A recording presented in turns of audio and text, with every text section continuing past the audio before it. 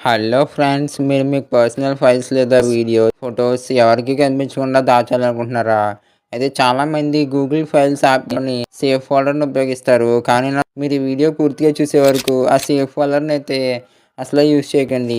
ఎంతోమందికి తెలియని నిజం ఏంటంటే, మీరు ఒకసారి సేవ్ ఫోల్డర్‌లో ఫైల్స్ పెట్టి తర్వాత దాని పాస్వర్డ్ మర్చిపోతే ఆ ఫైల్స్ తిరిగి పొందడం అసాధ్యం. అవును, మీరు విన్నది నిజమే. పాస్వర్డ్ లేకపోతే మీరు ఆ డేటాను మళ్ళీ ఎప్పటికీ చూడలేరు. చాలా మంది అయితే సేఫ్ ఫోల్డర్ కి అయితే పాస్వర్డ్ అయితే పెట్టి పాస్వర్డ్ మర్చిపోతారు.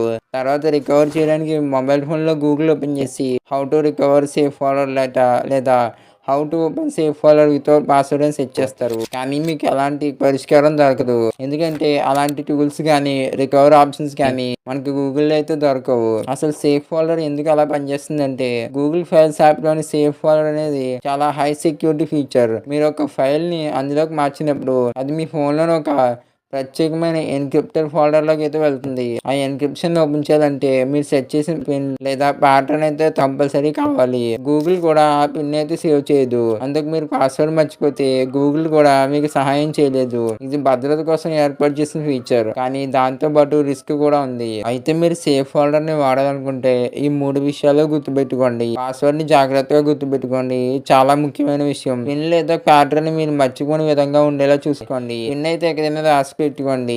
చాలా మంది అయితే సేఫ్ ఫోల్డర్ కి అయితే ఆల్టర్నేటివ్ గా ఏం వాడాలని అయితే అడుగుతారు.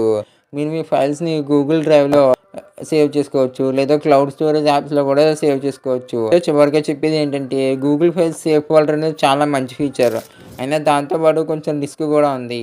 కాబట్టి గుర్తుంచుకుని అయితే యూజ్ చేయండి. వీడియోని సేఫ్ ఫోల్డర్ వాడి మీ ఫ్రెండ్స్ అండ్ ఫ్యామిలీ మెంబర్స్కి అయితే షేర్ చేయండి.